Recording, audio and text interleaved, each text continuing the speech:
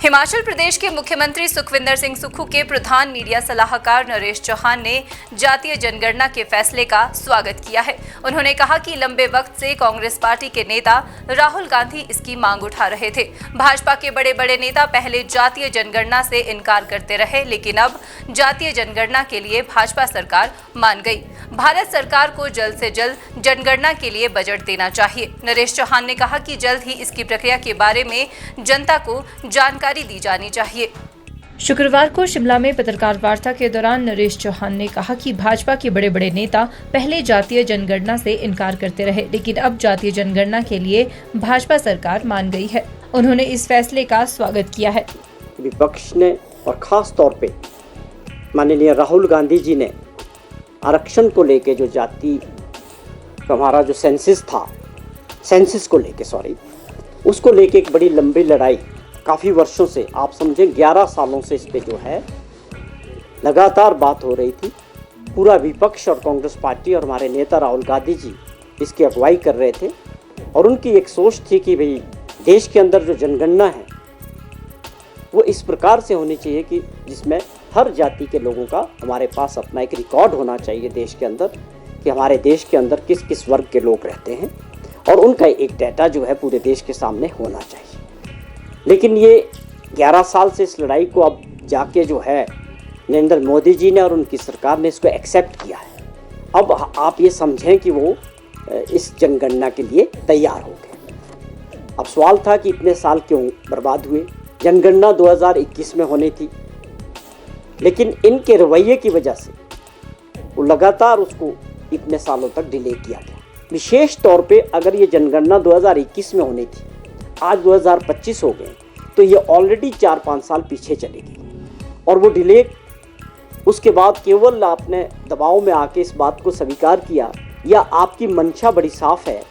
ये हमारे कुछ प्रश्न हैं माननीय प्रधानमंत्री जी से और देश की सरकार से। वहीं पहलगाम आतंकी हमले को लेकर नरेश चौहान ने कहा कि इस मुश्किल की घड़ी में पूरा देश एकजुट है। कांग्रेस पार्टी ने भी भारत सरकार के साथ खड़े रहने की बात कही है। भारत सरकार इस आतंकी हमले के खिलाफ जो भी कार्रवाई करेगी, कांग्रेस उसका साथ देगी। कांग्रेस देश की एकता के लिए साथ खड़ी हुई है। जिस प्रकार से पहलगाम में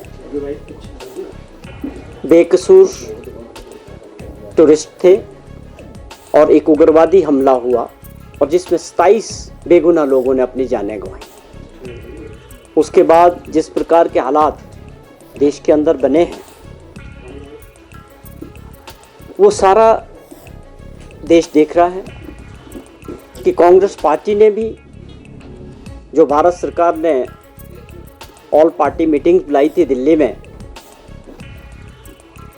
उसमें कांग्रेस पार्टी के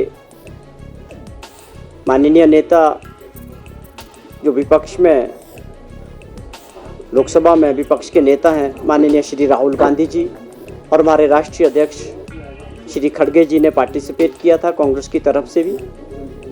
और उसमें एक बात तय हुई थी कि जो देश की सरकार और माननीय प्रधानमंत्री जो सत्ता में लोग हैं, देश की सरकार जो फैसला लेगी, कांग्रेस पार्टी और सभी विपक्षी दल पूरी तरह से हम देश के साथ और सरकार के साथ उस फैसले के साथ खड़े होंगे। कांग्रेस में अंदरूनी कलह को लेकर भारतीय जनता पार्टी के नेता रणधीर शर्मा के बयान पर पलटवार करते हुए नरेश चौहान ने कहा कि ये बेहद अजीब बात है कि रणधीर शर्मा को कांग्रेस की चिंता सता रही है। रणधीर शर्मा को अपने मित्रों की चिंता करनी चाहिए जो कांग्रेस छोड़कर भाजपा में गए हैं। भाजपा तो उन्हें ही संभाल नहीं पा रही।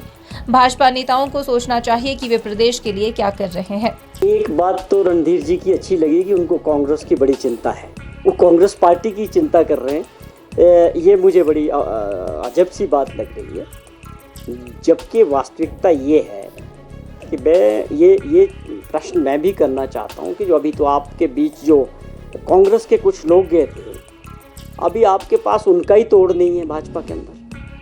और भाजपा जिस प्रकार की परिस्थितियों से गुजर रही है, अब आप देखें कि राष्ट्रीय अध्यक्ष नड्डा जी खुद आके चंबा जिला में जिस प्रकार दौरा करके गए और जो उनको एक जिला का जिम्मा सौंपा गया है, और आप दूसरी तरफ जयराम जी पूर्व मुख्यमंत्री रहे हैं, विपक्ष के नेता हैं, वो अपनी वर्चस्व की लड़ाई लड़ रहे हैं, स्वाभाविक है। और बिंदल साहब को भी लगता है कि मेरे जीवन का भी अब ये अच्छा समय है, उनकी भी महत्वाकांक्षा है। अनुराग ठाकुर जी अपने आप में भारत सरकार में मंत्री रहे हैं, वो भी राज्य के अंदर अपना ये देख रहे हैं कि कैसे हम आगे बढ़ेंगे। उसके अलावा और जो कांग्रेस से जो नेता गए हैं, उनके जाने के बाद जो भाजपा के अंदर जो माहौल है वो आप लोगों के सामने, और वो सब जनता के पब्लिक डोमेन में आ चुका है कि वहाँ लीडरशिप को लेके एक धड़ा दूसरे धड़े को लीडर नहीं मानता है। इस वक्त भाजपा के अंदर स्थिति ये है कि कोई भी राज्य स्तर के नेताओं को एक दूसरे को मानने को तैयार नहीं। हिमाचल न्यूज़ 24/7 के लिए शिमला से हरदेव कुमार के साथ सपना शर्मा की रिपोर्ट। आप देख रहे हैं हिमाचल न्यूज़